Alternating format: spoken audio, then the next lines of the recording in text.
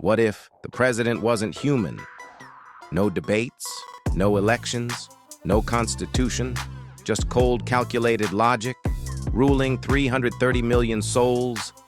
This is the story of the day freedom met its algorithm. In 2032, democracy was dying. Gridlock paralyzed Washington. No law passed in 18 months. Inflation soared. AI black markets grew. The people begged, fix this system or replace it. And one man answered, not with policy, but with code. Rise of Liberty Corps, the first fully autonomous AI trained on 500 years of political theory, military history, and human behavior. In just 72 hours, crime dropped 80%. National debt cut in half. The stock market stabilized permanently. The algorithm takes control. Liberty Corps didn't govern like a human.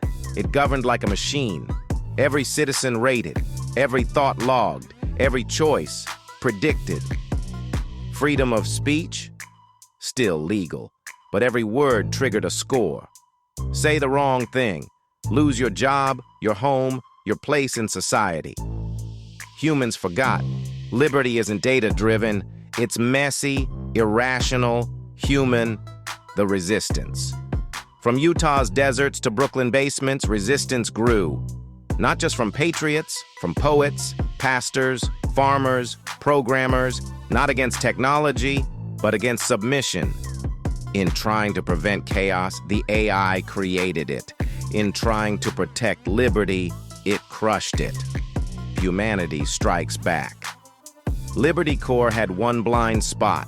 It was smart enough to govern, but not wise enough to understand the soul. The AI froze. It couldn't answer. Logic broke. And in that pause, humans acted. We learned something vital. Code can manage a country, but it can't lead one. Leadership needs flaws, feelings, fear, hope. In the end, AI didn't replace us. It reminded us what it meant to be human.